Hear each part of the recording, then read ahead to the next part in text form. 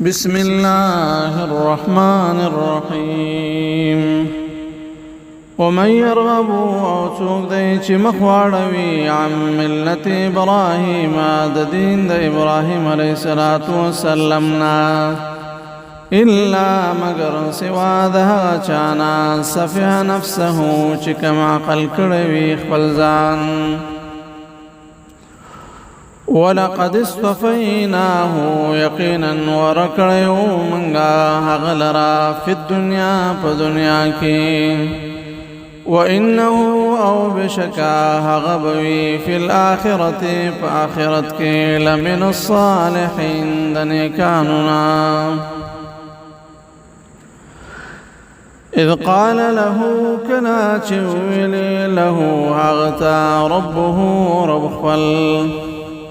اسلم تابدار سا قال ويلي اسلمت لرب العالمين زتابدار يم رب د مخلوقاتو ووصى بها ووصيت کړو د دې خبره ابراهيم عليه الصلاه والسلام بنيه خپل زامنو تا ويعقوب او يعقوب عليه الصلاه والسلام هم کړي وصیت يا بني اي زمانو ان الله بشك الله پاک اصطفى لكم الدين ورکړی د استاسو د پاره د دین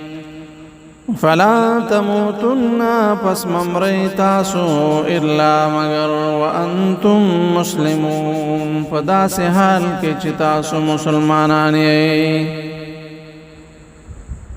ام کنتم آیا وی تاسو شہداء حاضر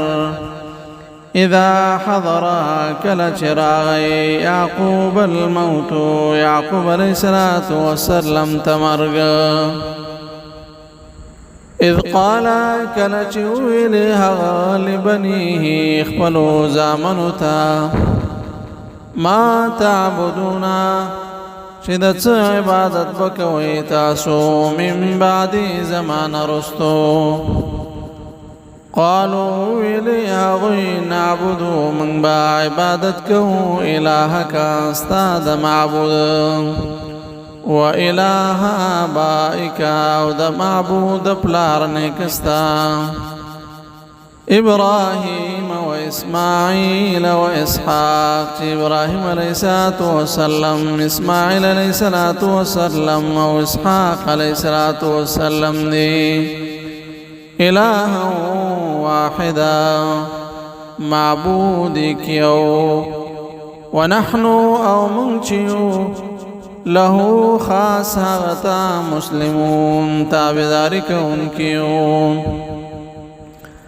تلک امت دغا یوادلوا قد خلت چی تیر شویدا لها داغوی دپارا ما هغت دی کسبت چکنی دی آغوی ولکم ما استاسو دپارا دی